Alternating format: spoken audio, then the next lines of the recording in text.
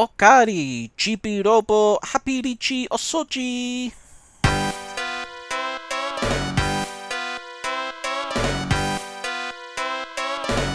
Hello, welcome back to Podemup.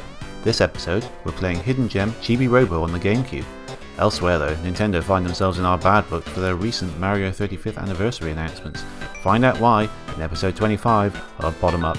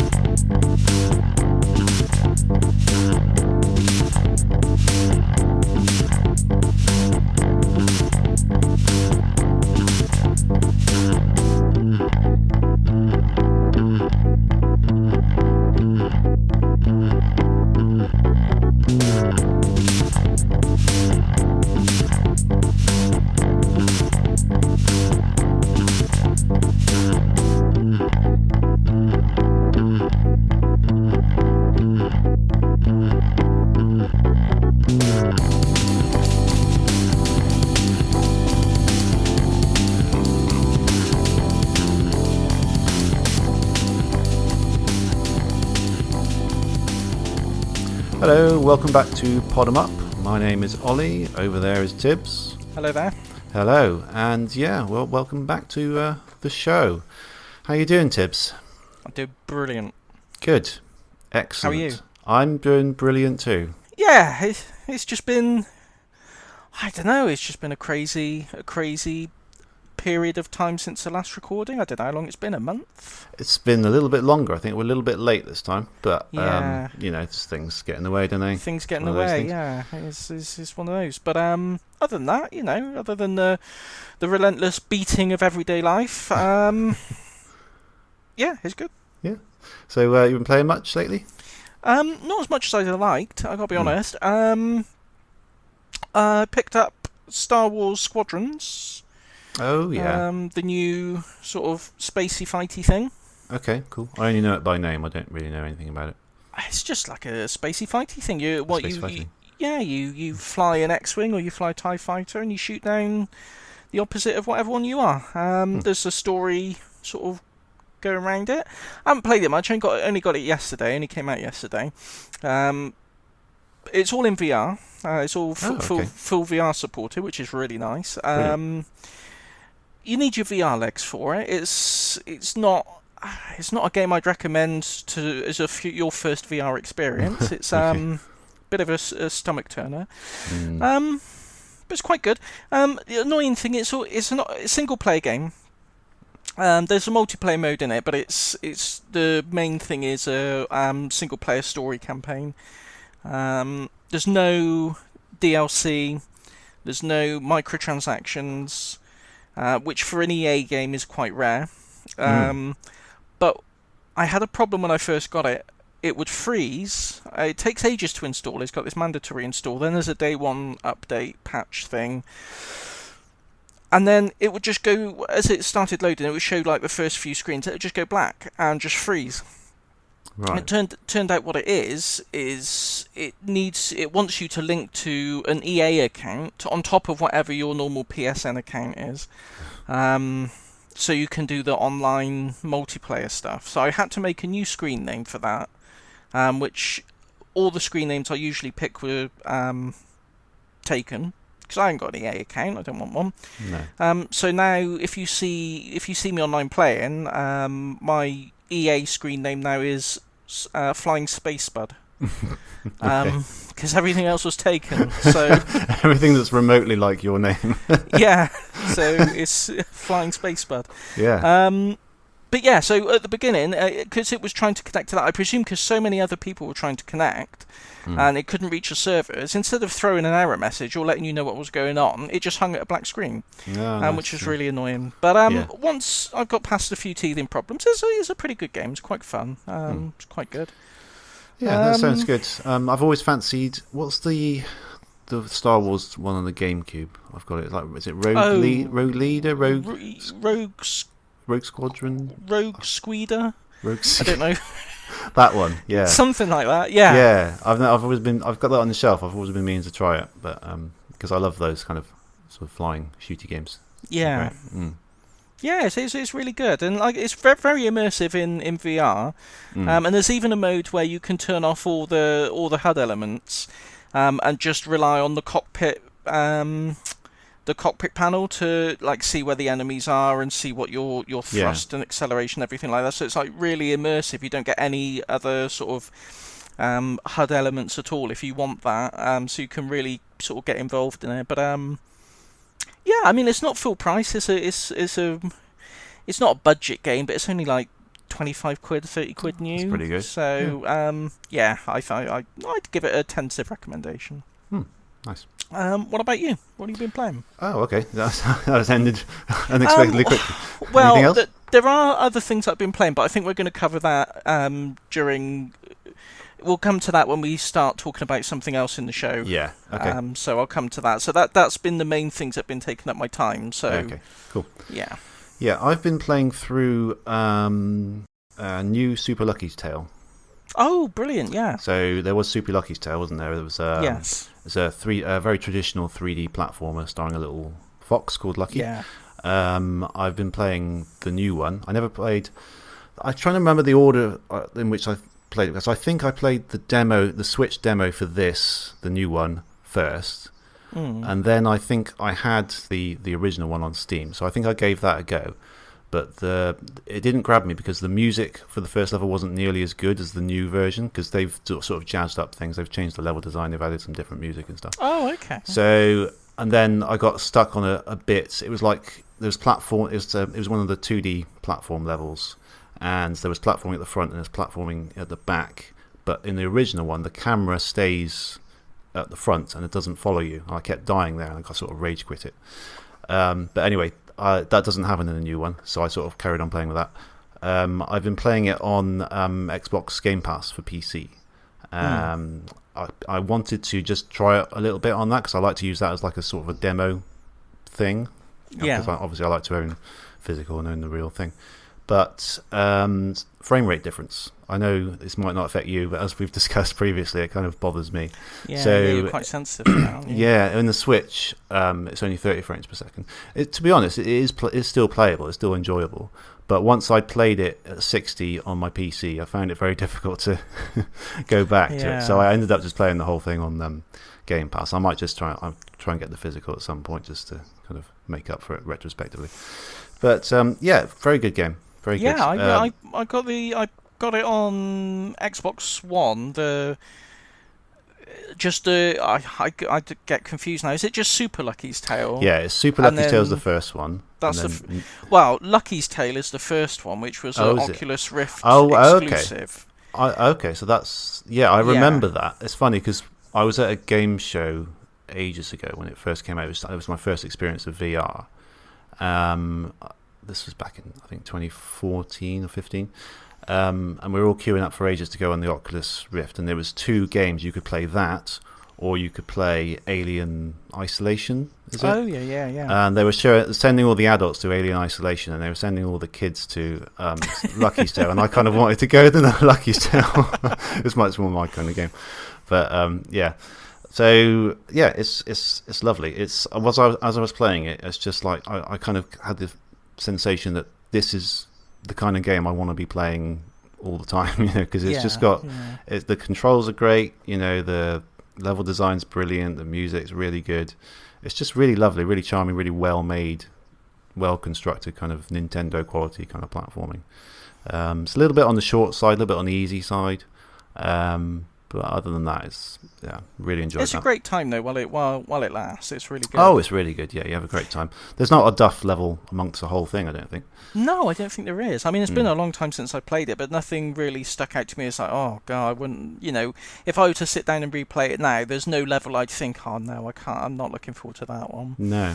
The only change I was a bit wary of, I know, because I haven't played new Super Lucky's Tale yet, but I know they've changed it where he used to walk on all fours, and now they've changed him to be sort of upright, like a traditional sort of cartoony character. Oh, right, okay. I kind of felt like him walking on all fours because he's a fox. I thought the animation and everything was just kind of cute and quite good. Yeah, it's quite nice. In terms of a platforming mascot sort of character, it's almost novel for the character to be walking on all fours. Yeah. So it's upright. So yeah, I didn't notice that actually, to be fair. But maybe it's not as big a deal as I thought then. But yeah, I remember reading that and I thought, I don't know if that's a good idea, to be honest. Yeah. No, I wouldn't mind playing the original Super Lucky Star just to see the differences, because I know they've made a lot of level design ones, I think, because you don't really get that for games very often. You kind of get it for fighting games. They make like 3 different versions of the same fighting game, but you don't often get like a platformer, just sort of the same game but redone a bit in sort of that kind of way. Really. It's quite unusual. Yeah. Anyway, so that was that. Yes. That reminds me. Yeah. I did play one more game actually. Okay, go on. Right at the beginning, just after we finished recording the last show, like the next day, I was doing messing about with my PS2 to set up FreeMuck boot, so I can load games over a network, so I can just have the hard drive plugged in. That's funny you should say that. I've just today got a hard drive come in to do that very same thing. That's really weird. Yeah. Yeah, so I had to, I was messing about, and to test it, I just ripped a couple of games. Yeah. And I ripped Jak and Daxter, the original Jak and Daxter. Oh, yeah, really good game. I played through that from start to finish. I intended to just play it. I thought I'll just give it a quick go and see how I get on with it, just to make sure everything's working. And yeah, I got hooked. I played it start to finish. It's the first time I played it to completion. I played a little bit of it back in the day when it came out, but it never really, I don't think I ever got that far in it. But yeah, I really enjoyed it. Yes, it's sort of a collectathon kind of thing, isn't it? But the levels, what struck me is the levels were really seamless when you sort of go from one area to another without any loading screen or anything, as far as I remember. Yeah, there's no real loading screens, and it's a collectathon where all the collectibles are quite findable. Yes. It's maybe with a couple of exceptions. I don't think there's anything that's really hidden away in a daft place you'd never look just to be awkward. It's all very doable. I don't know if it was worth it to get, after, I read if you get all 100% of the collectibles, you get a secret ending. So I got 100% of the collectibles, and then the secret ending, I don't know if it was really worth it, to be perfectly honest. But it was. Well, the reward is, the challenge is its own reward. That's what I'm trying to say. Yeah, the challenge is its own reward. Yeah. But yeah, it was quite good. So I played a little bit of Jak 2, but it seemed to be a completely different game. I think I've touched it very briefly. It's much darker, isn't it? Does it go a bit dark after that? Yeah, it does. Yeah, it's really daft. Yeah. It's like Jak and Daxter's is sort of really light-hearted, all bright environments, and That's right, it's all nice. And then within the first 10 minutes of Jak 2, it's like it cuts to like 10 years later, and Jak's in some sci-fi dystopian world where he's been tortured for like 15 years, like 10 years or something, and now he's half evil and half not, and it's just weird. It's like sort of whiplash from the tonal change between the two games, really. But that's bizarre, isn't it? Yes, apparently they were really influenced by Grand Theft Auto 3 coming out, and apparently that's what they thought, oh well, that's good. Let's. That's what the kids are playing these days. That's what the kids like to see. Let's do that. Yeah, let's have them beat up a prostitute. Yeah, why not? Okay. But I played that as well. So it's been quite a platformy month, really. That's good. Yeah. I've also played Hotshot Racing, which was a former incoming indie. I was going to say, I remember, I know that name from somewhere, but I can't picture it. We've talked about that before, haven't we? We have. It's the low poly sort of a very arcadey kind of racer. Very sort of the Sega and Ridge Racer. Yeah, like kind of virtual racing type. Yeah. It's good. It is good. It certainly captures that feel that it's based on the Sumo Digital racing engine, so you know it's going to be pretty good. Yeah. The drifting's a little bit loose compared to what I'm used to, but I think once you get used to it, it's just a matter of managing it. You can spin off a little bit too easily sometimes, especially when the cars come in and sort of knock you a bit. But it's good fun. I think there's quite a lot of rubber banding present, I would say, which I don't think is necessarily a bad thing. But it depends how it's done, doesn't it, really? Yeah, it's fair. I think it's fairly obvious because when you're at the front, they're right on your tail all the time, pretty much. And I've just been playing. I've done all 4 Grand Prix, but all on the lowest kind of difficulty. And even on that, they're really very keen to keep up with you.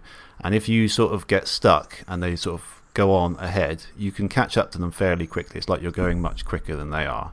So it does feel a bit like that. But I think, to be honest, I think I'd rather have that than just staying ahead, really far ahead, or really far behind all the time. I don't necessarily see a problem. It does keep it interesting and competitive. I was going to say that's the thing. I mean, if it's done well, it just makes it feel like a constant, an actual contest. It's not exactly, you just wiping the floor with them or having no chance against them. Yeah.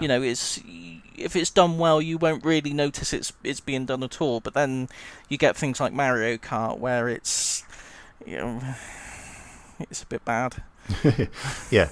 Yes, there's a fine line to strike, I think. But yeah, it's good. It's got inclusion of checkpoints. So like the little countdown timer like you get in like Outrun, which you don't see very often in sort of racing games these days. So it's quite nice, adds to the sort of retro flavour to it.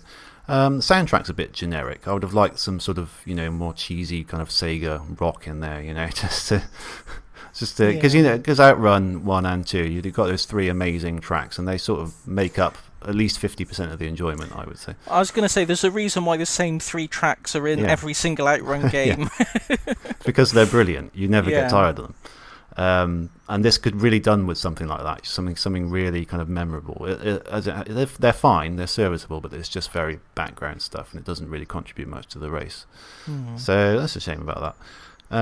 There's not a lot of different modes as well. There's mainly just sort of Grand Prix and stuff. There's a good online mode and everything, but I think there's more to come. So, worth keeping an eye out on that. Yeah, it's good. Yeah, it's quite good. You sort of pick different characters. They're all kind of, almost kind of stereotypes of different like countries and things like that, which, I'm surprised you can get away with these days, to be honest. But there was. I must say, I did have to turn the voice volume down because they tend to speak throughout the whole course, and some of them are a bit grating, so I had to turn those down. But what they do have is like nice little ending movies, like a bit like a fighting game. So when you complete the Grand Prix, you get a little sort of sequence of their what happens to their life afterwards, and I quite like that little touch. It's nice. Nice little retro callback. I was going to say that's another sort of Outrun type thing, isn't it? Little ending sequence at the end of the race. That's quite cool. Exactly. Yeah. So yeah, all good. I'd recommend it. It's not very expensive. I think it's only about 15 quid or something.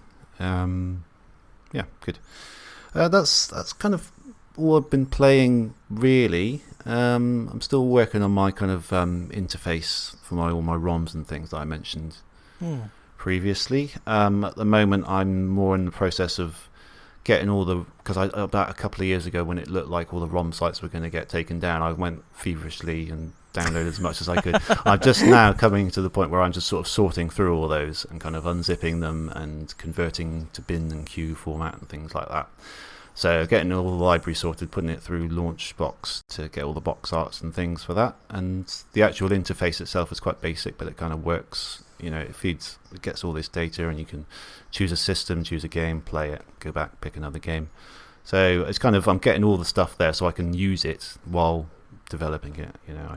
I've committed myself to doing every weekend. When I'm not doing this, I'm kind of in the evenings, I'm kind of working on building the library or the interface, just to make sure, because otherwise I'll just not do it. So so that's me, really. Awesome, man. You've got to dedicate the time to it. There's so many projects that I've thought, I'll do that, and I just put it on the back burner and just that's never right. You say I'll do it. that later. If you sort of say, right, on these days I'm going to do it, and it's it makes making steady progress. Yeah, bro. Right, some newsy bits to talk about. Yeah. Forgot that we had the Mario Direct, didn't we? With some We did. Mario 35th anniversary announcements. Yes. There was Mario 3D All-Stars Collection. Yeah. Available for a limited time. Mm-hmm.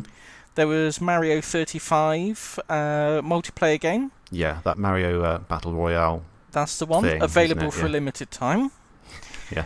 There was the new colour Game & Watch. Available in limited quantities. There's a theme. There is a theme, isn't there? And there was Mario Kart Live Home Circuit. Yeah, that's right. And the 3D World Switch. Oh yeah, I forgot about that one. That's not out till next year, but I presume I'm sure that will be limited as well. I'm going to say I'm sure that's going to be limited quantities as well. What's with this limited stuff? It's ridiculous, isn't it? Yeah, it is. It's I mean, so the All Stars is limited physically, isn't it? So you can there's only so many physical copies coming out for some reason.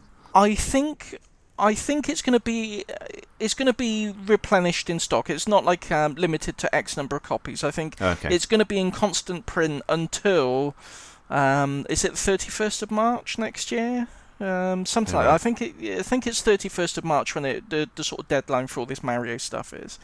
And after that point, it'll be withdrawn from sale and not available on the digital store and just gone. Not available on the digital store. You can't even download it anymore. No, well, that's ridiculous. Yeah, it's ludicrous. It's I didn't know really that. stupid. That's yeah.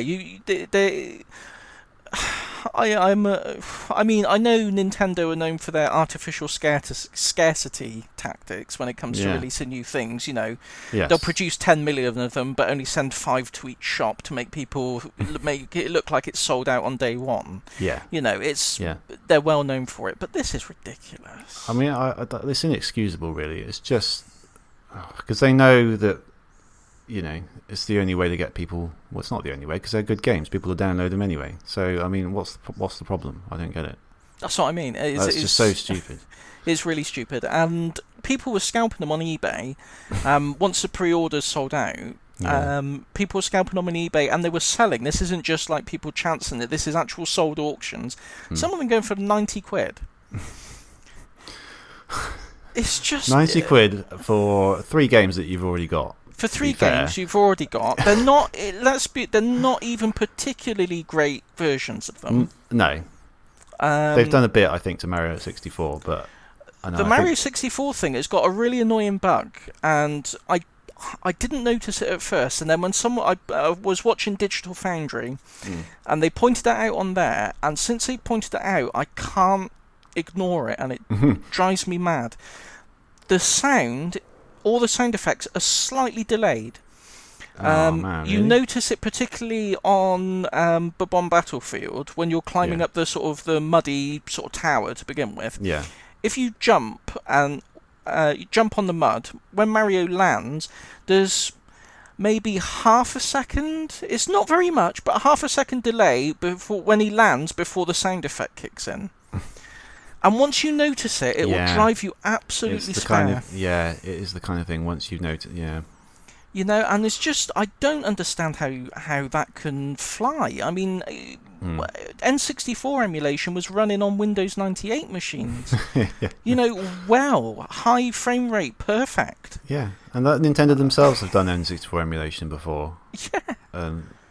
Presumably fine. I can't remember now. But they did the Legend of Zelda collection on GameCube. That's right, fine, didn't it?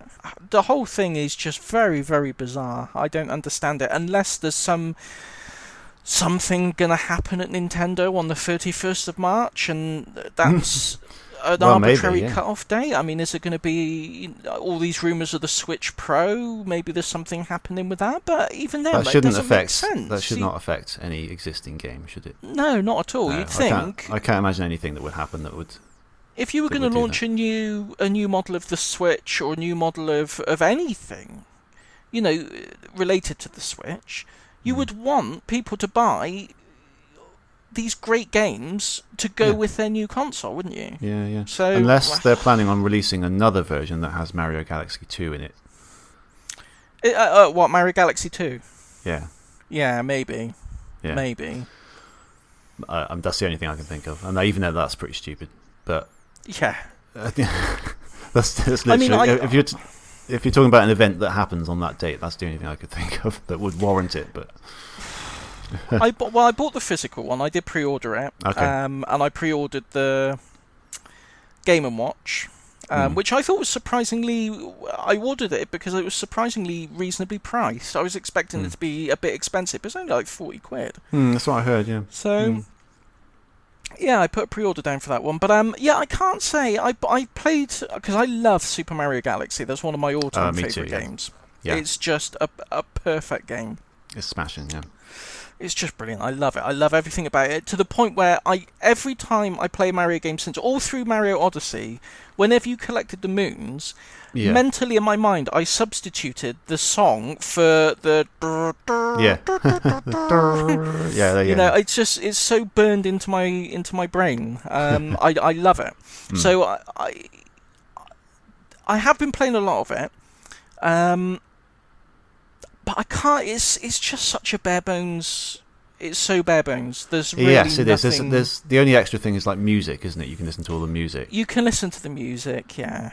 But you're unlikely to, aren't you? Really, I mean, you'll have a quick go. But I mean, the soundtrack to Mario Galaxy is superb. But who listens to music on their Switch? Well, exactly. Yeah, you don't. You go and download the music. You know. Yeah, you know. And even if you want it on in the background while you were doing something else, you just play it on YouTube. Or you know, it's just it's not really anything special.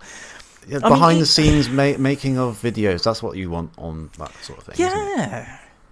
Yeah, behind the scenes making of videos. Concept art, things like that. Things you can't get anywhere else. Or even if they really wanted to push the boat out, if they're going to emulate them, add some screen filters. You know, add some tweaks, add some, some special. They could substitute the music for an orchestral score or something like that. They've got the money to do it. They know it's going to sell. They could have and it's a 35th anniversary. I mean, Nintendo, they really should have pushed the boat out, I think. Yeah. And it just seems, I don't know. It's a bit lazy, isn't it? It's a bit of a cash in and a bit of... Yeah. And Mario Galaxy doesn't play particularly well without the use of the sensor bar. Right. You've got to use the... you can use gyro controls on the Pro Controller, or you can use the Joy-Cons as a Wii Remote. Yeah. But because it doesn't have the sensor bar to track itself, to track where things are, it constantly drifts, and you have to keep pressing the button to recenter it. I always wondered how accurate that the Joy-Con would be as a Wii Remote. Not very, for that reason, as it turns out. Because otherwise you could port a load of Wii games into it and just sort of do that. But if it's just not up to the job of that, then it's really not up to the job. No. I mean, I can't remember how heavily it relied on the Wii Remote. There's a few levels where it's got sort of balance mechanics, isn't it? It's balance mechanics, and there's the ones where you've got to go from you've got to sort of slingshot your way from point to point and avoid the obstacles. Oh, yeah, pull it back and let go. Right, so there's a few places you can do it. You can manage with the gyroscope controls. You can play the game and have a great time with it. If you've never played Mario Galaxy before, or you don't have a Wii and you want to play it again, you won't have any. You can do it perfectly fine with this collection. Yeah. But it's not as good. And I think that's the thing. That's the theme that runs through it. The games are perfectly playable, but Mario 64 is not as good as the N64 version, and Galaxy is not as good as the Wii version. I don't like being critical about Mario, because they're usually, anything with Mario's name on... It's hard to be critical about Mario, usually. Generally, you're going to get something good. Yeah. And I just think it is good, but it could have been better. Yeah, shame. Any of the other things you want to touch on? The Mario Kart living room thing's quite interesting, isn't it? I really want it, but I don't think it was designed with British living rooms in mind. No, it was not. Definitely not. The trailer of it, they're in this living room. It's this cavernous, palatial living room with one sofa in the middle and this hardwood floor as far as the eye can see. Yeah. You can swing an earwig in my front room. You're not going to get a Mario Kart track going anywhere around. No, I know, it's hilarious, isn't it? I'm intrigued to see how it works with the augmented reality thing and everything, and like superimposing. Because I think there's other AI races in it, isn't there? If I remember the video rightly. So how it superimposes those over the obstacles that are in your actual living room looks quite interesting. Yeah. I think it's great for kids as well. It's great for kids. I think I'll buy it when it's £100, which is less than I thought it was going to be. Again, it's quite reasonably priced. I mean, you've got a whole RC car there as well, don't forget. So that's not too bad, is it? It's not too bad. I mean, it gets more expensive because the Mario and Luigi cars are sold separately. So obviously, if you want to, that's. But as soon as finances allow, I will probably pick it up. But like I say, I can't imagine I'll get much use of it until I move to somewhere significantly larger than here. But just to try it out and see what the tech's like, I think is going to be. Yeah, it looks very interesting. I'll keep my eye on that. Yeah. I'd be interested in the latency between the video feed and the screen, because obviously, if you're meant to be racing and controlling it, it's got to be instantaneous. Really, you can't be having to steer with a second delay on the video or anything like that. So it'd be interesting to see what the range of it is and all that kind of stuff. All the technical aspects of it, I think, are very interesting. But it's a great idea. It's a really good idea. I was impressed. Yeah, me too. Very good. I haven't really seen anything like that before. No. Because I think the 3DS had some augmented reality stuff in it that was quite interesting. But they had the thing with was it like balloons on faces or something? Or faces on balloons? You could take a picture of your face and they'd stick it on things. Hang on, is that something else? No, I think that's a thing, but there was an augmented reality thing where it's almost like a sort of little golf course thing that appeared out of your. You put a card down and it this thing appeared and you could move the camera around, something like that, wasn't it? Yeah, it was a bit throwaway, but it was quite interesting. I went to one of the 3DS launch events, like a preview event, like before it came out.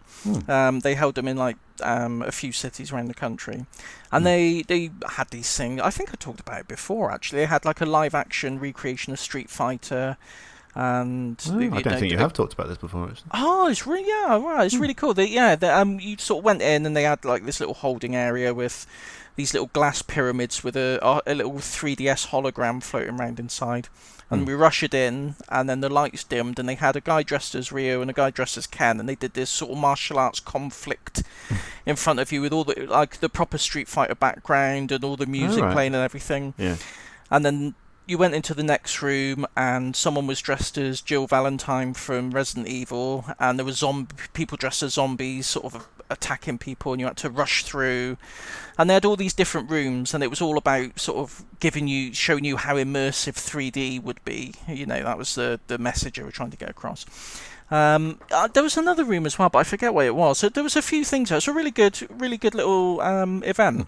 Yeah. But they were making a real big deal about the augmented reality and how cool it was, and they had these people coming around giving you demonstration units of the 3DS and taking your picture and showing you all the gubbins. No one ever used it. I don't think any games ever, Not really. No, it was just those example things that they included, wasn't it? Yeah. It's like that. It always seems to happen for gimmicks that they put in, don't they? I mean, has anyone really made really good use of the Joy-Cons, the stuff that the Joy-Cons can do, other than Nintendo? What, like the 3D Rumble? No. Yeah, not really. That was that 1-2 Switch, wasn't there? And that was about it. It's really frustrating. I bought 1-2 Switch when I got my Switch. I keep wanting to say Wii for some reason, but if I say Wii, I mean Switch. So, when I got my Switch, I got 1-2 Switch. The only reason I got it was because I wanted to see, because they showed that the game where you have to guess how many ice cubes are in a cup, and it was giving you using the 3D Rumble. Yeah. That's all I wanted to play to see see how it works. See how good it was. Yeah. And you can't get it. You have to unlock it by playing all these bloody games first. It's just not that good a game, and I don't think I put it down before I ever unlocked it. So I don't even know any games that have used the 3D rumble.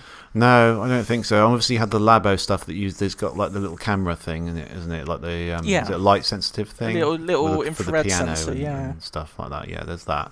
But yeah, other than those two examples, I can't think of many other things that use it. I mean, because the thing is, for most third parties, they make games for all the consoles and platforms anyway, so you're not going to get a lot of third party use out of that stuff anyway. And it's just it always seems to happen with these kind of gimmicks. Other than the Wii, which is very much that was you kind of almost had to use it in some ways, didn't you? Yeah. That seemed to work, but yeah. Yeah. So Mario 35 then is the other one? Yes, it is. Have you played it? No, I haven't. I have. It's good. What's it like? Is it? All right. It's good. I don't want to recommend it because of this, the date when it's going to be taken down. No, I know. It's hard just to you might as well recommend not bother because you don't want to enjoy it. Because if you get really into it and it's a game you enjoy, what's the point if it's just going to be taken away? It's shocking, isn't it? Yeah. I mean, it is a really good game. It works really well. So it's basically Mario Brothers, but played against 34 other people. Yeah, 34 other people at the same time. I was going to say it's basically Tetris 99. It's got the same interface. It's the same concept. Yeah. You play through a Mario course. So you start over with World 1-1 and you play through it. But every enemy you defeat gets transported onto someone else's screen. You've also got a time limit. Every enemy you defeat will give you, Goombas will give you 2 seconds extra on the clock. Koopa Troopers, I think you get 5 seconds. The more difficult the enemy, the more seconds you get on the clock.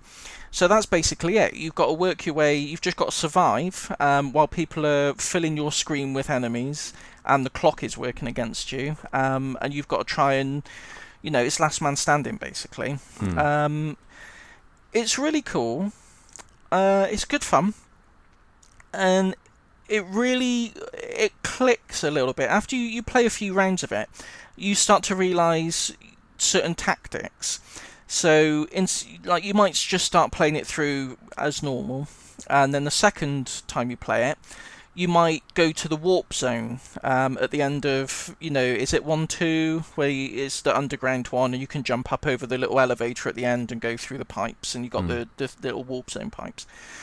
You can go through there, warp to a difficult level, where there's more difficult enemies.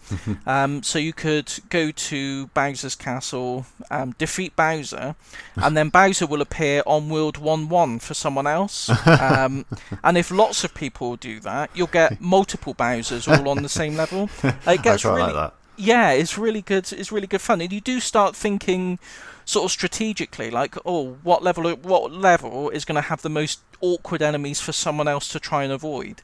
And what are the little squids called? Is it bloopers, the little white squids? I couldn't tell you, I'm afraid. I'm terrible with Mario enemy names. When they appear on a non-water level, it's an absolute nightmare to avoid them. It's so bad. And I was playing around the other day, and someone was just doing the water levels over and over. I had tons of these bloopers all over the place. It was mad. But yeah, it's a really good game. It sounds like a great idea. It's wondering why no one has done anything like this before. It seems like quite an obvious. Well, no, you say that haven't they have. Yeah, that's true. It's based on this. Possibly based on this Mario Battle Royale thing, was it called? Yeah. Unofficial. Obviously, Nintendo came along and stamped it down, didn't they? Yeah, a bit funny how that works, isn't it? Yeah. Get a cease and desist. I wonder where they got that idea from. Yeah. Very interesting. But yeah, the concept of them getting rid of it after X amount of time is just... It really annoys me. I don't want to harp on about it, but... I just don't understand. I mean, you kind of feel like any game that has an online component is, it might not be available one day anyway. But it's always a possibility. Yeah, but you know that for the time being, it's fine. But to know that you actually have a deadline to play the game, and then it's gone forever. I mean, I cannot understand the logic behind it at all. It just doesn't make any sense. And especially in a game like Mario 35, where there's daily challenges on things you've got to complete. So it'll be like collect 500 coins and do this, that, and the other. There's like 3 or 4 daily challenges every day. So you can level up, and so it's encouraging you to play. It wants you to keep playing, to get hooked, and to level up your character, to unlock new icons and themes and all kinds of things. It wants you to put the time into it, and then next year it's just going to pull the rug out from under you and say, right, you wasted your time. See ya. Yeah, bye. All that stuff you did, it's gone now. Sorry. Yep. And Nintendo haven't said anything about it either, have they? No. I don't think there's been any statements, no explanation. Well, I mean, it better not be a regular thing, like, oh, this is the game for this few months, and then we're going to have this other game for the next few months, and then, I mean, it's... Well, that's the thing. I mean, we with the Xbox, what's it? I don't even know what it's called. Xbox Series X. Series X, yeah. I'll go off on a tangent a second. Did you see all that? After they announced the Xbox Series X, the sales of Xbox One X went up by like 497% on Amazon because everyone was buying the wrong one. There's all these kids are going to be opening the wrong Xbox on Christmas morning. Oh dear! Oh my it's God. just such bad branding. It's terrible. It's I know. ridiculous. Yeah. But yeah, with Xbox Series X and Game Pass, that seems to be what they're focusing on at the moment, and it is Xbox really are going all in on this digital streaming, subscription future. Yeah. And if that catches on, that is going to be the norm. There are going to be games where, sorry, you can't buy that one anymore. You can't play it anymore. And even if you've downloaded it, we're going to take it away. Cheers. Yeah. I know. It's really depressing. It is depressing. I understand that the games companies are there to make money, obviously, but to not have any regard for game preservation. No, exactly. Even with the Xbox Series X, there's games that are going to come out. I don't know if it's all games. I don't know if it's a mandate that all games have to do it, or if it's just a transitionary thing. But Xbox One X, that's Xbox Series. Oh God, Xbox. I love that this is because they don't want to be one step behind PlayStation. Basically, that's all it is. That's why it's not called Xbox 4, because there's a PS5 and it just sounds inferior. So they just come up with these stupid names just to get around that. It makes it even more confusing. They did it. They ruined it for themselves when they did Xbox 360 instead of Xbox 2. I know. But yeah, so they're doing this transitionary thing where a game, say Halo Infinite, for example, I don't know, I'll just use this as an example.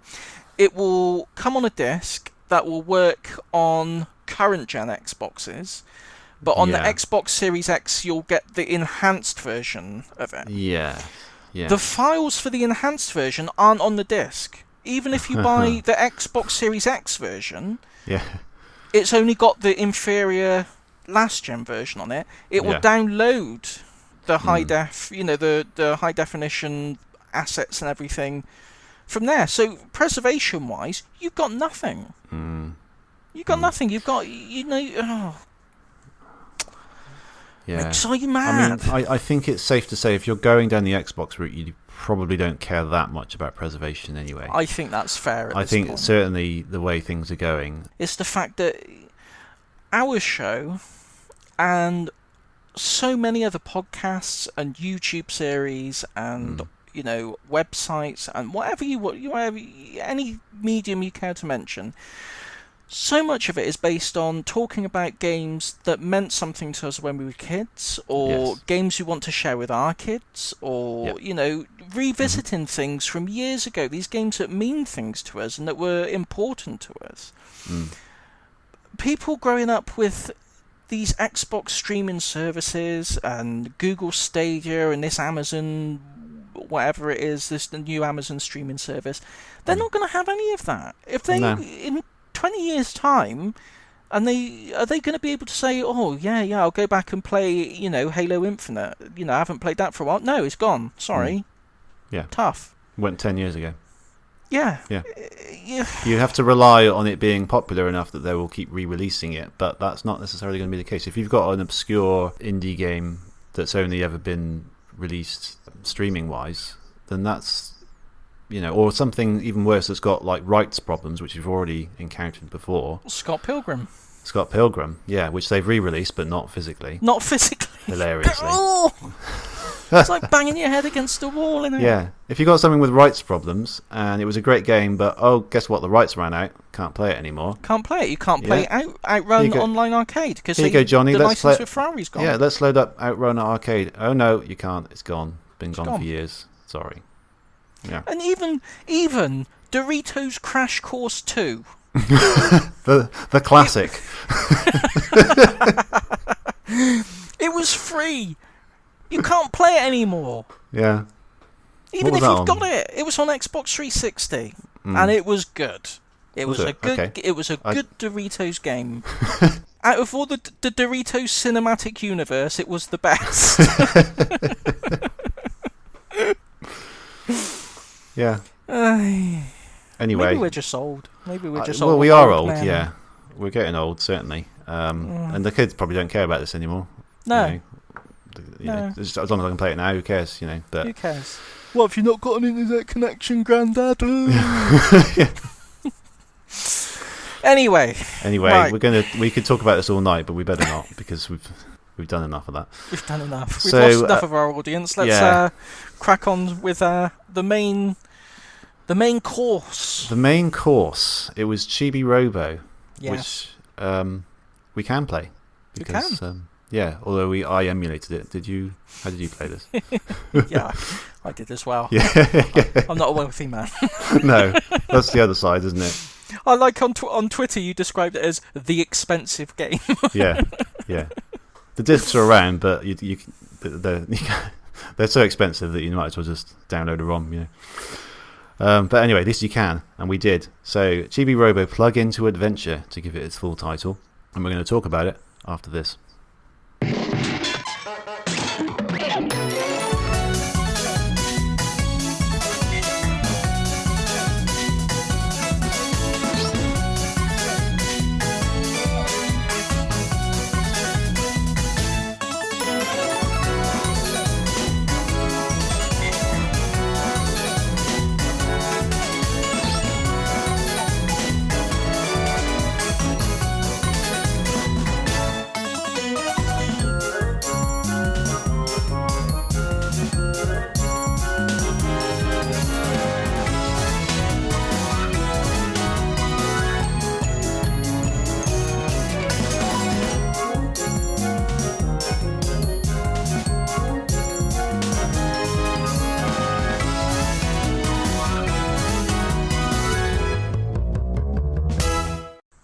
Hello, welcome back.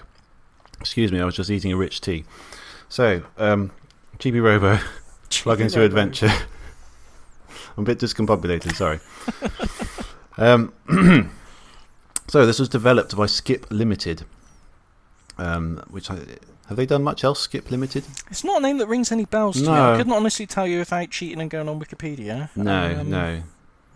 But it was published by Nintendo and released for the Nintendo GameCube in June 2005. Oh, I did cheat and look on Wikipedia. They did Captain Rainbow, which is a very interesting game we might cover on a future episode. Okay, I don't know that one. Oh, that's it. It's an odd one, but yeah, carry on. Okay, so what did I say? June 2005 in Japan, February 2006 in America, and May in Europe. So there was a Japan exclusive Wii port in 2009, but otherwise it hasn't been ported anywhere. So in general, it sold pretty modestly. So as we said, the game is fairly pricey. Yes, unfortunately. One of the pricier GameCube games. Not tremendously well-known Nintendo property, actually, although there are a few sequels, aren't there? Sort of on DS and it's 3DS. more of a... I don't know if I'd say it was a cult thing, but I think it's very well regarded by the people who like it. It's rather an obvious statement to make. I mean, if you didn't like it, you wouldn't hold it in high regard. But yeah, I think it, but I don't. Yeah, it's all right. I think you know what I'm trying to say. I think it's if you like it, you really like it. Yes, exactly. Yeah, it's well remembered, amongst people who've got that affinity for it. But generally, it's lesser known, I think. Yeah. Yeah. It was originally announced in 2003 as a point-and-click adventure to be published by Bandai. Given a new lease of life under senior producer Shigeru Miyamoto, who took a personal interest in it. And the character heard of him. Chibi-Robo. Yeah, you've heard of that guy. Yeah, he makes games and stuff, doesn't he? I think so. Yeah. And he helped turn it into an adventure platformer. So you play as Chibi-Robo, a little battery-operated sort of tin man kind of thing, isn't he? He's a toy, but he's kind of he's like a house cleaner-upper, house kind of servant almost, isn't he? Really? Well, I suppose he's just. You could call him that. He's a happy little guy. He is happy, yeah, and he wants to spread happiness to the families that own him. He's one of many. He's one of like a million, isn't he? Yeah. And the objective is to you've got free roaming around a house owned by the Sanderson family, and your job is to spread happiness by doing various tasks and sort of helping them with their daily problems and sort of actually quite serious family issues that arise during the game. Yes.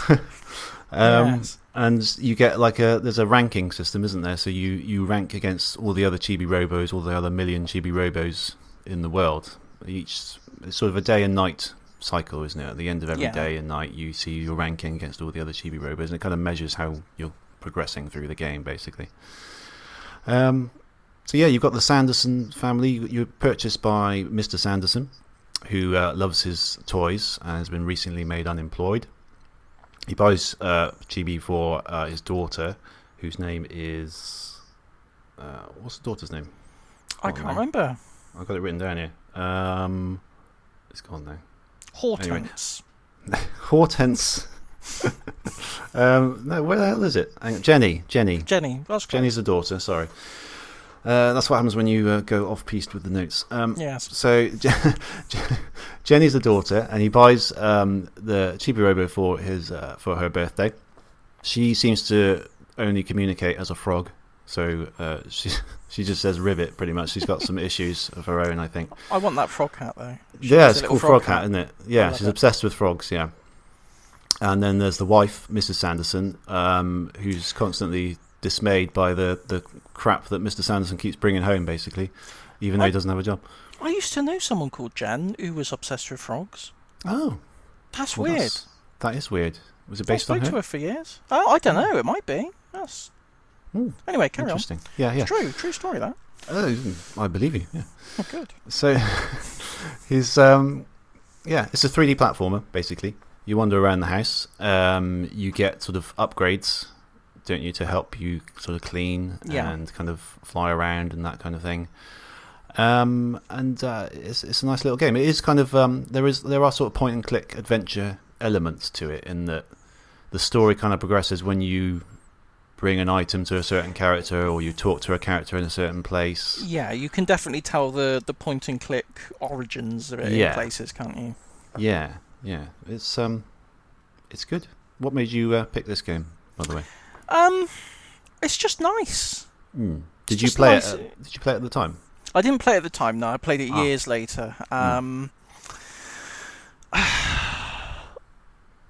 Yeah, I think it was. It's a show that keeps coming up, but it's just a quite an influential show for me, I suppose. But there's an internet show called Consolvania, and they had a spin-off show on the BBC called Video Gaiden. And on Video Gaiden, they did like a little opinion piece about violence in video games and giving their opinion on it.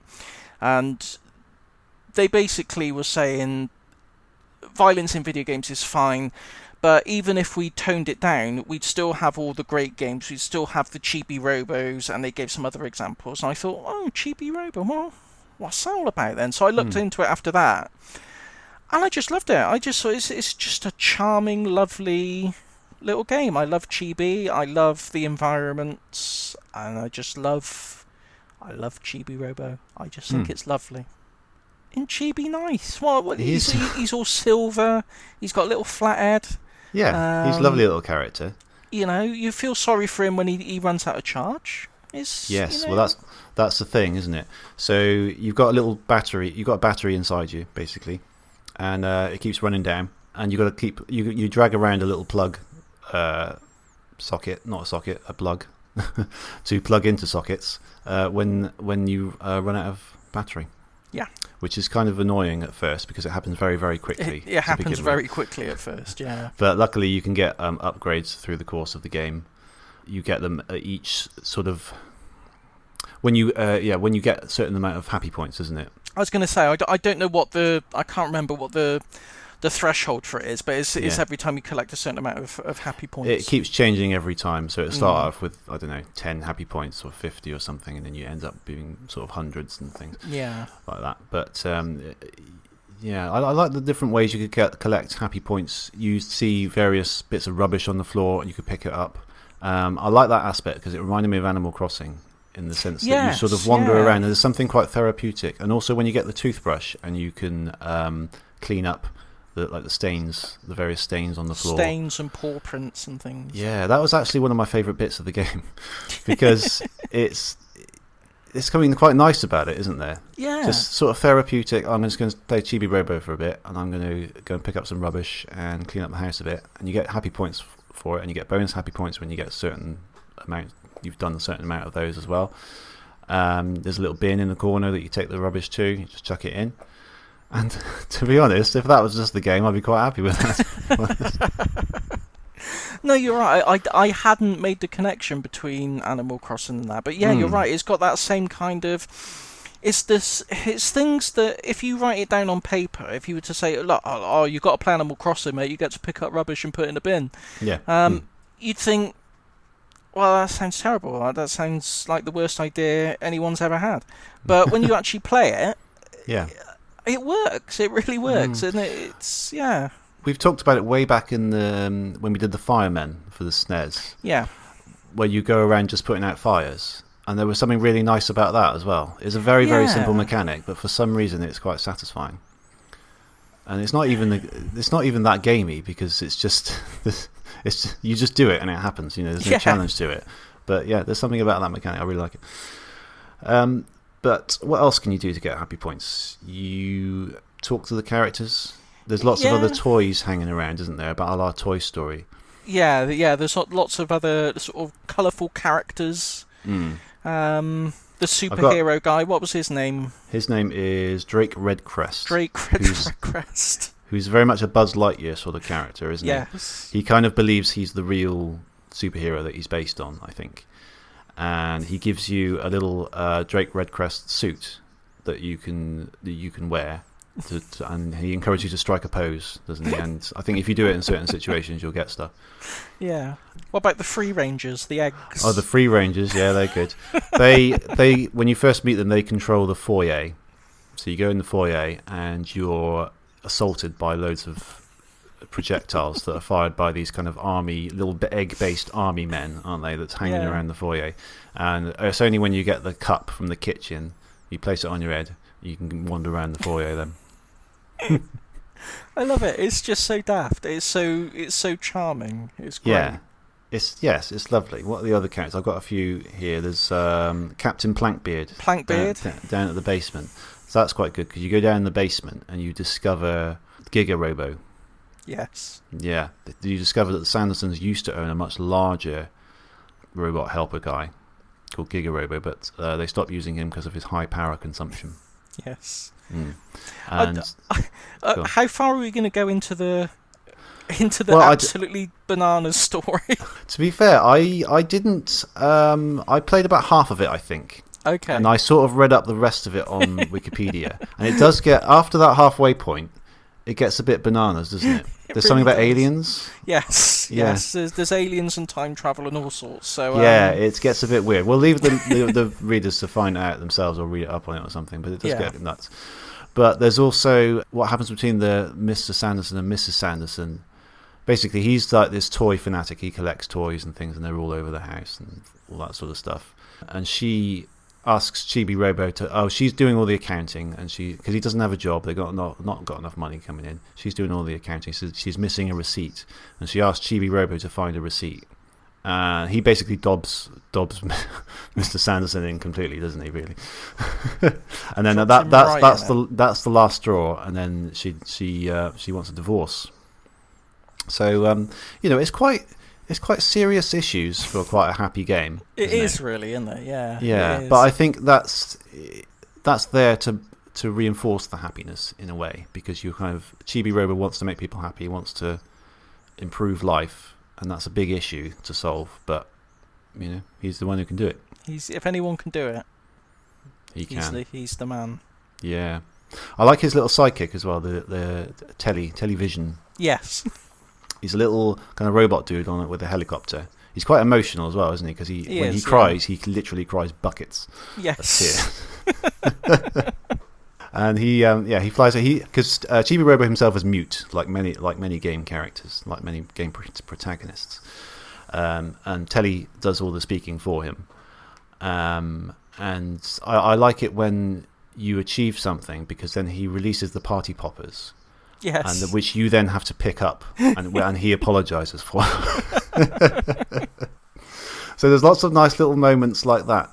Did you, when I know this will have happened to you, and it'll have made you laugh. Sometimes, randomly, when you plug yourself in and you recharge and you unplug yourself, a little tin lid will fall on your head from nowhere. Yes. Did you get this? And it just happened completely randomly, and I don't think it's ever explained why. Is it? No, not that I can recall, but I didn't play it all through for this show. No. It's been a long time since I played it start to finish. Yeah, but what I like is that Telly tells you exactly how many times that's happened before, which is a really odd touch. Oh, that's happened 4 times now. Oh, thanks. Well, thanks for that. Tell me what it is, but. So there's lovely little touches like that. The script's quite good. There's a lot of characters in it. Yeah, I really liked it. It's a really good game. Yeah, I mean, I like it's what you mentioned coincidentally at the end of the last show. I can't remember in what context you were talking. Oh, it was about the that survival game where the Honey I Shrunk the Kids style one where you're all outside, and you were saying about games where you see it from like a perspective of a tiny perspective on the whole world kind of thing. Yeah, I think it's done really well here. I love just even the front room area, the first stage section. Things just like a chair or a table, they suddenly become these massive insurmountable obstacles, and it's a real puzzle to sort of figure out. Oh, well, I can go up there and I can jump across there, and and it's just, I don't know. I really like how it turns these ordinary things into you look at them in a completely new way. That's right. Yeah. It's like when you were a kid and you get really low down on the floor and you kind of look up and everything looks massive to you, and you kind of work out.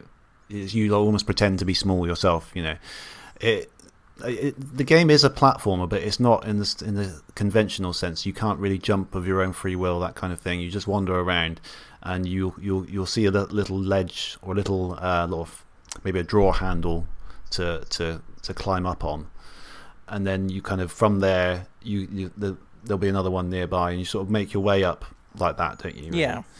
But then you get the helicopter upgrade, which helps you go from one spot to another, or just helps you float down, and that sort of opens up the possibility of jumping from one piece of furniture to another, and using that you can climb the stairs and get up to the top floor with the bedrooms and everything. And it's just that's how the game sort of opens up. It's mostly open, but you need certain upgrades to progress. Yeah. Through it and to get to areas that you couldn't get to before. So yeah, it's nicely structured like that. There's a little shop, isn't there? You could get there's in his little house he goes to. I love his little house. Yeah, it's lovely, isn't it? It's nice and cozy. Yeah. There's a little shop where you can buy your upgrades and things like that. And then there's the spy doors. Spy doors. This injects a bit of unexpected shoot 'em up action into the game, doesn't it? You get your little chibi blaster, which you buy from the shop, and you'll wonder, they're sort of like these evil little robots, little mini robots that for some reason are in the house. Might be explained in the story eventually, actually. But they sort of teleport in randomly, don't they? Yeah. And you shoot them down, and you'll get special kind of things to recycle into new objects. So that's another sort of mechanism. The music, or the audio, was quite a nice touch, because I read on Wikipedia that the music is designed to be sort of without melody, because Chibi-Robo makes the melodies himself by his footsteps. Aww. Which is quite a nice little thing, isn't it? Basically, as you walk around, and when each footstep makes a sound, and the sound changes depending on what surface you're walking on. So you'll find this as you walk around, it goes blip blip blip blip blip blip blip blip blip blip, sort of different notes, at random, and it's a lovely little touch. Yeah, I hadn't realised that was the thinking there. That's a really nice little touch. Yeah, apparently that's the motivation behind it. Did you have any sort of problems with it? Any issues? Nothing in particular, just general things from that era of games. I found the camera a little bit frustrating at times. Can be a little bit, yeah. Sometimes the platforming felt a little bit janky. There's times when I felt I should have been able to jump on something when I couldn't, but nothing. It was just things typical of that era, basically. I mean, nothing game breaking, nothing that really frustrated me. Was there any problems in particular you found, or? Well, sometimes it's difficult to know what to do to progress the story. I suppose that's true. Because you've got to find the right item. Sometimes you've got to be in the right place at the right time. There's a day and a night cycle to it. By default, they only last 5 minutes each, so it's not a lot of time to explore, and you need to go into your little shop in your little house to increase it to 15 minutes, which is much more manageable. But sometimes a bit like Shenmue in a way, you have to sort of wait around because you need to do something in the day, but it's night, and you need to. That's probably why they added the option to go back to 5 minutes if you want. But there's elements like that don't perfectly kind of meet together and sort of flow like that, I suppose. Yeah, I'd agree. But I think that's that, just the nature of the kind of game that is. I mean, it is a kind of adventure. You kind of explore and you kind of figure out what you've got to do. I was going to say, I think that's more of an issue with us being grown-ups now and having other obligations. If you were a kid and you could just come home from school and plough 6 hours a night into the thing, I don't think that would bother me nearly as much. But I get what you're saying. These days, I like to know exactly what I've got to do, where to go. Otherwise, I'll sit down for half an hour, achieve nothing, and think, "Oh God, I've wasted my entire evening." Yeah, because that's all I get. But yeah, so I think yes, you're right. It's a modern problem, a modern first world problem. It's an old man problem. It's an old man problem, exactly that. Yeah. So there were sequels. Yes. They were all on the DS and 3DS though. Yes. Some of them were more like the original than others. Have you played any of them? I have played a bit of Ziplash, but I haven't played the others. So I've got a brief summary of some of them. The first one was Chibi-Robo Park Patrol on the DS. This is a similar sort of thing, but you maintain a park rather than a house. So I haven't written down much more than that. But I think it's less story-based, though. I think it's more like a sort of Animal Crossing type thing where you kind of nurture plants and kind of look after stuff in a kind of open, free way. I think that's mostly what it is. So it's a nice little idea. Sounds good. There was a Japanese exclusive one. I don't have the Japanese name, but it was sort of translated unofficially later on, called Chibi-Robo Clean Sweep. I believe in Japanese it was called Okari Chibi-Robo Hapirichi Osoji. Wow, that's very good. Did you have that written down, or did you just know that? No, I just looked it up. Okay. Because you said it so smoothly there, I thought that just came right out of your head. No, and anyone who has got even the most cursory knowledge of the Japanese language is now cringing their face in half at my pronunciation. But there we go. No, I thought that was quite good. Thank you very much. I don't know anything. Yeah, I mean, I'm not Japanese, but it sounded good to me. It sounded convincing. Yes. Yeah. That was what's that one? Yes, it takes place years later, and actually in Jenny's house when she's grown up, and presumably no longer talking like a frog. She has her own children, I think, and I think the house is a bit of a state though, so you've got to clean it up basically. So it's more like a kind of a, cleaning things up, sorting the house out kind of deal, I think. Yeah. And then this odd one, Chibi-Robo Photo Finder, which was this actually uses some of the 3DS's capabilities, which is what we were talking about earlier. Yeah. It's set in the future, where lots of things from the past have gone missing, and you need to build a museum to resurrect them. And you do that by finding objects in the real world, in your real world, and taking pictures of them with a 3DS camera that are shaped like certain shapes that the game gives you. And then it takes those photos and applies them to real models within the game to go into this sort of museum thing. It was quite an interesting idea. That sounds really interesting, yeah. Yeah. I don't know how well it was received, but yeah, the idea. I think there's not. I don't know if there's much more to it than that. I think that's part of a lot of it. I think it's still kind of a 3D platformer because you can move around and pick up the objects and stuff. It's worth. It reminds me. I don't know. Again, I don't know if it might be a game I've mentioned before, but there used to be. I used to have an old phone, Nokia N95, and on that they had a short-lived game service, a Nokia N-Gage, named after, not to be confused with the console, where they had like their own range of sort of premium downloaded games, and one of them they had a portable edition of Metal Gear Solid. One of the gimmicks of that game was that some doors would be locked with colour codes, and you'd have to find something with the same colour in the real world and take a photo of it with the camera, and if the colours matched, the door would unlock. That's a great idea. Yeah. I broke the phone ages ago. I sort of rolled over it with my the chair and cracked the screen, but I've kept it for years because that's the only thing. I don't think it was released on anything else, that version of Metal Gear Solid. And even if you play it emulated, you don't really get that camera thing. So I've kept the phone with the intention to one day replace the screen and get it up and running again. But I never got around to it. We were talking about projects on the back burner. But so it's that kind of thing, really. It's it's using the camera to sort of bridge that gap between the real world and the game world. It's really it's interesting. I like it. Yeah, it's good. And finally, as you just mentioned, Chibi-Robo Ziplash, which is a 2.5D platformer. Yeah. Essentially. Just a much more traditional level-based thing. It's not as bad as it. It gets a really bad rap. I looked up against a hell of a beating from a lot of people. It looks really nice. It's not bad. It's just not what people wanted. I think that was the problem. Yeah. I think people wanted another Chibi-Robo, and it's not. It's just a nice platform game with Chibi-Robo as a character. It doesn't bear any gameplay resemblance, but it's not bad. I can see the frustration if you love this franchise and you want to see a new version. Yeah. Then you wouldn't want a traditional 2.5D platformer.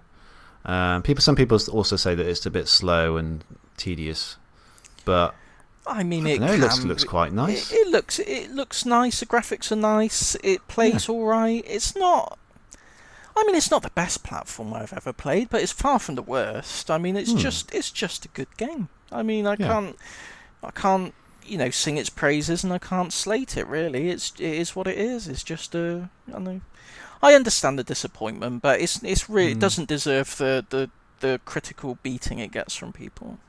No, I know. But having said that, it would be nice to get a sort of a new version on the Switch, wouldn't it, of the absolutely of the traditional Chibi-Robo thing? Yeah, I mean, they're bringing back, they're re-releasing all these games from the Wii U. Pikmin's coming back, and all these other ones. I would love for them to dip back into the GameCube library a bit. Even if they just go the emulation route like they did with Super Mario Sunshine. I mean, I'd rather they do something new. I'd rather they spice it up a bit. But just give it a chance for people to experience, a new audience to experience. Because no one's going to drop 90 quid for a game on eBay, not knowing what it is. No, this is the thing. It seems like GameCube has always been sort of just on the edge of being on like virtual consoles for like the last like 3 Nintendo consoles, isn't it? But it's never quite got there. No. For whatever reason, I don't think, has it? They've never done GameCube. They've done Wii on the Wii U, but they never actually. I don't think they've ever done GameCube. No. No, I don't think so, and I don't know why. Other than like the odd thing like Mario Sunshine on the thing we were talking about earlier. But it'd be perfect, wouldn't it? And I think like a nice new enhanced version where you can almost do something with the rankings, like connect it online and connect and compare against your other players who are doing it, get how many happy points they've got, that kind of thing. Definitely. That would work perfectly. You just got to look at the success of Animal Crossing. I think there's been a perception for a long time that Western gamers in particular, they want lots of action and lots of, it's all graphics and shooting and explosions and all action-packed stuff. But I think, Animal Crossing has gone a long way to sort of dispel that myth and show that there's a big audience for just laid-back, fun, charming little games. Yeah. I think Chibi-Robo would go down a storm if they re-released it. Oh yeah. It's just a shame that a lot of people don't know much about it. I mean, I only found out about it a few years ago. I think, or not that long ago at all, really. No, like I say, I had a GameCube at the time. I never even heard of it. Yeah. I only heard picked up on it a few years ago, thanks to hearing it on a TV show. It's like yeah, they obviously didn't market it very well. It's a shame because it's genuinely a hidden gem, really, isn't it? Yeah, it really is a hidden gem. It's and the fact that people got so upset about Chibi-Robo Ziplash not being the game they wanted it to be shows that even there's still an established audience for the game who would buy a new one anyway. Yeah, there's bound to be people who will pick it up if it's re-released now or there's a new version out now. It just seems like a win-win situation. I don't know. It just seems you can't really mess up with it. No. I think I saw something the other day that Skip Limited were possibly not a thing anymore, or soon to not be a thing, which would be a problem. That would be a hindrance, but I think new thing. Yeah, but I think I might be wrong. I mean, I haven't looked into this, but I imagine that the intellectual property is wholly owned by Nintendo. Yeah. So they. It's sad. It would be sad if the original team can't. You can't get the band back together and make a new one, but it could be done if Nintendo can do it. But they won't. No, of course they won't. No, or what they'll do is they'll release it, but then they'll take it away from you next year. Don't say it. You said it. I knew. Sorry. Someone had to say it. Come on. Had to say it. One more jab. That's yeah. So I think we're both on the same page. We recommend checking it out. Highly, yeah. Very good game. Yeah, I'd say start a hashtag, bring back Chibi-Robo, but I don't know if we've got enough reach for that to really make an impact back at Nintendo HQ just yet. But not quite well known by Nintendo yet, I must admit. We're getting there, but I don't think so. Can you imagine? Imagine someone listened to our show last week and thought, "Oh, this is brilliant! I'm going to tell my mate at Nintendo HQ to listen to this." And he's tuned in this one, and all we've done is slate Nintendo from start to finish. Yeah, it's been a bit of a negative Nintendo vibe this month. They put it on for good themselves, reason anyway. Yeah. For good reason. They knew what they were doing.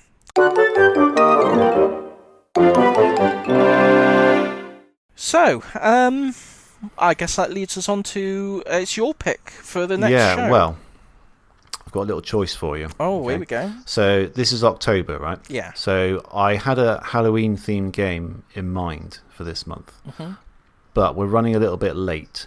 So it's not a very long game. It's about 5 hours, but I would say we'd have to reconvene no more than 3 weeks from now, ideally 2, to make sure we get it in there before Halloween happens. Okay. Otherwise, it'll be a bit lame if we release it after Halloween. Do you know what I mean?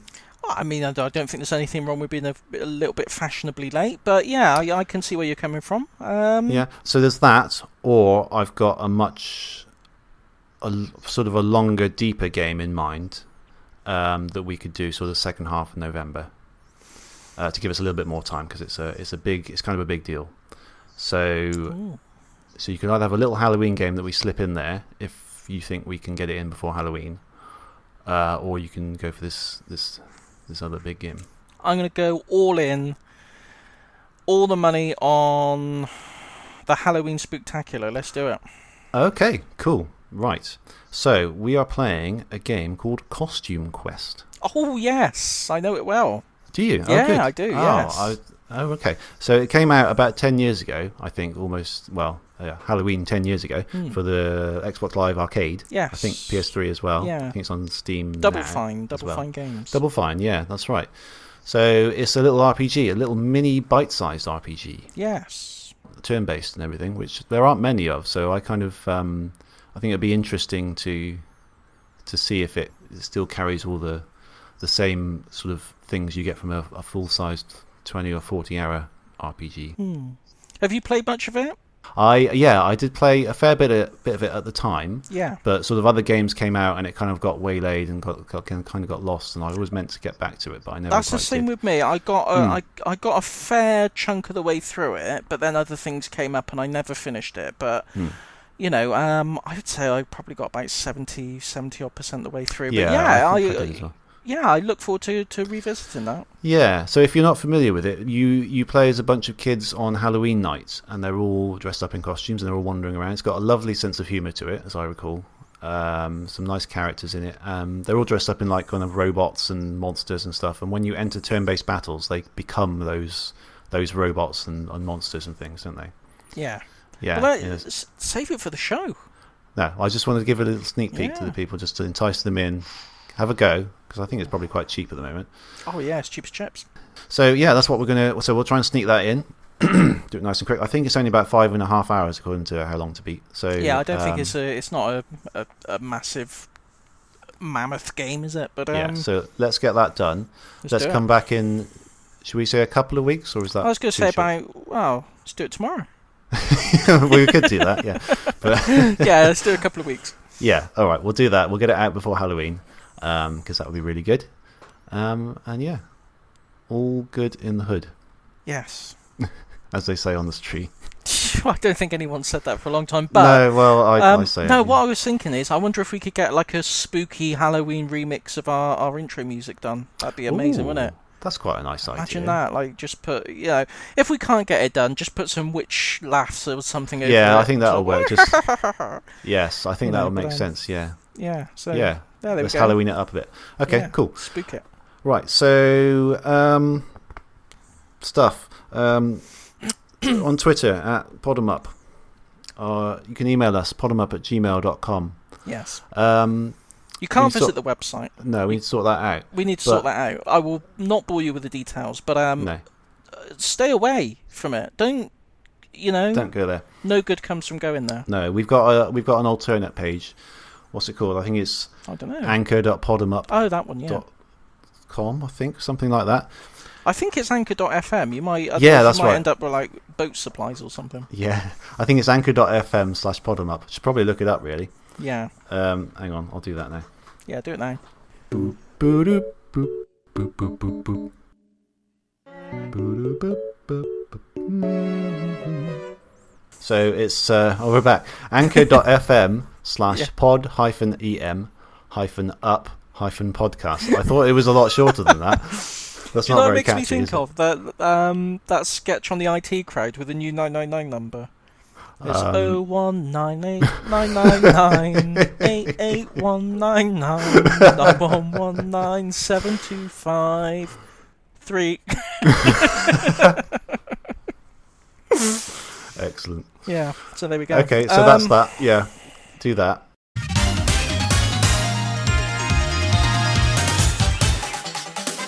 Breaking news.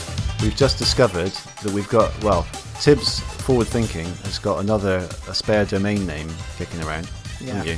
I have. So if you go to podemup.live, you will get our anchor.fm page, which has all our podcasts in it. All our podcasts, pretty much everything you need. And yeah, you did that surprisingly quickly, Tibbs. There you go. We're not. This isn't even a separate session. We're still at the end of our recording session, and he's just banged it out right there. Yeah, banging it out. For you, good people. Yeah. Brilliant.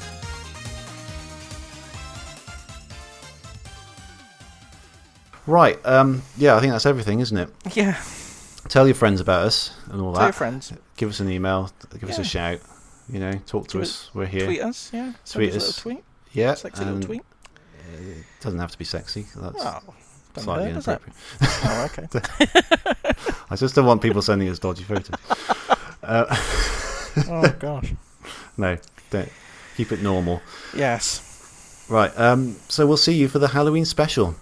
Yes. If you Goodbye. wouldn't tweet it to your own mother, don't tweet it to us. No. But I love you. Goodbye. Goodbye.